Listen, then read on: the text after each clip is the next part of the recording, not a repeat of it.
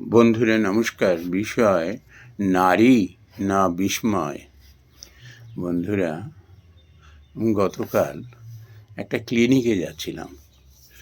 তো যে ট্যাক্সিওয়ালা ভদ্রলোক আমাকে নিয়ে যাচ্ছিলেন, আমি তার কর্তব্য নিষ্ঠা আর ব্যবহার দেখে না মুগ্ধ না হয়ে পারিনি। অনেক উচ্চ পদের প্রফেশনালরাও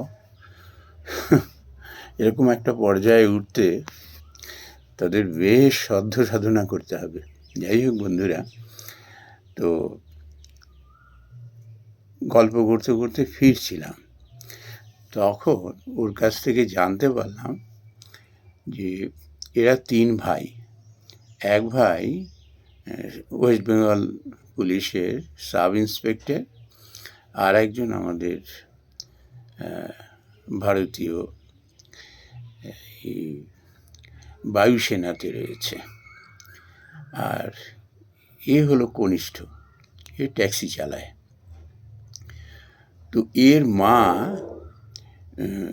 কয়েক বছর আগে সেরিব্রাল হয়ে গিয়েছিল। তো মাকে এই ছেলেই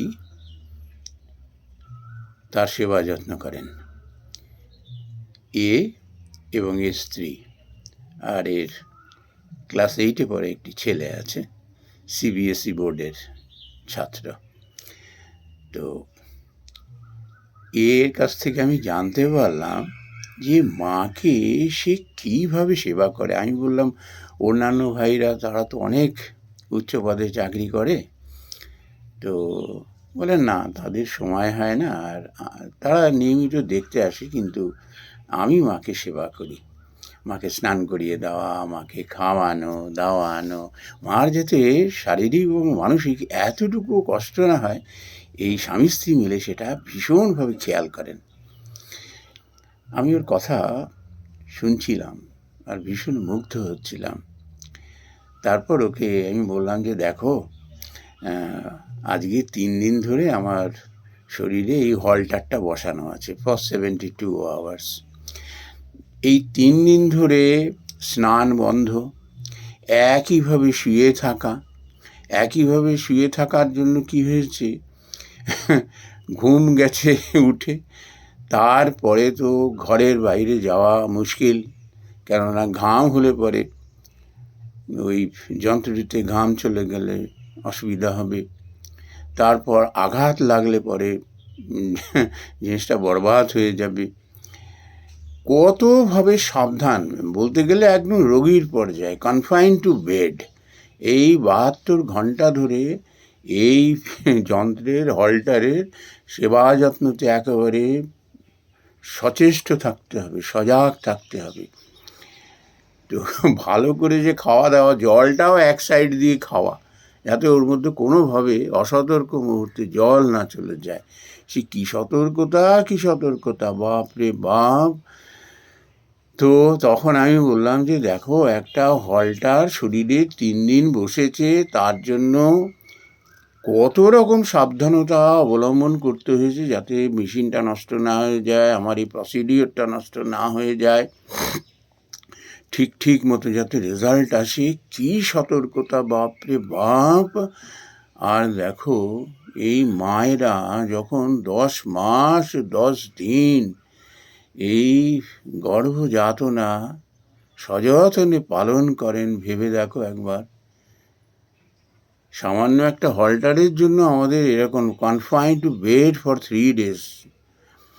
আর এই 10 মাস 10 দিন সেই ভ্রূণ যাতে ঠিকঠাকভাবে বেড়ে ওঠে, তার খাওয়া দাওয়ার দিকে, চলাফেরার দিকে, ডাক্তারি পরামর্শের দিকে কতই না সজাগ থাকতে হয়। যদি না একটু আঘাত লেগে যায়। এরকম অবস্থায় একজন মা 7-8 জন করে সন্তান পালন করেছেন তারা। তারপর এই সন্তান ভূমিষ্ঠ হওয়ার পরে তাকে যে কীভাবে সেবা যত্ন করতে হয় রাত জেগে। এখন তো 6 মাস পর্যন্ত বাচ্চাকে জলও খাওয়ানো যায় না। বুকের দুধ ছাড়া। তারপর সেই বাচ্চাকে যে কী লালন পালন, সে তো মায়েরা খুব ভালো মতো জানেন। আমি বললাম, এই মায়ের যে অবদান আমাদের বড় হওয়ার পেছনে, একবার যদি সন্তানেরা বুঝতে পারত, তাহলে মা বাবার প্রতি এরকম অযত্ন করতে, নিষ্ঠুর হতে কখনো কোনোভাবেই তারা সাহস পেত না। কত দুর্ভাগা বলুন তো আমরা, যখন এমন মায়ের আমরা অসম্মান করি। শুধু কি তাই, শুধু সন্তান লালন পালন, তার মধ্যে এই যে ফ্যামিনাইন নেচারটা, ফ্যামিনাইন কথাটা আমরা ব্যবহার করি নারী সুলভ, কিন্তু এর আসল অর্থ কি? যে নারীর মধ্যে সফটনেস থাকবে, যার মধ্যে গ্রেস থাকবে, যার মধ্যে বিউটি থাকবে, যার মধ্যে ফার্টালিটি থাকবে, এত কোয়ালিটির সে অধিকারী।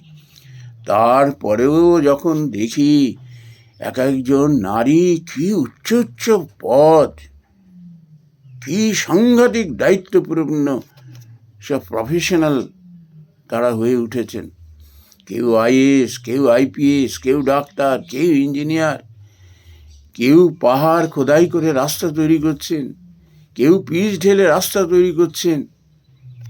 এই সংসারের লালন পালন করবার পরে, বাচ্চা গড়ে তোলার পরে, তারপর সংসার চালনার জন্য তারা, ভাবা যায় আমরা পুরুষেরা এদের ধারে কাছে নেই।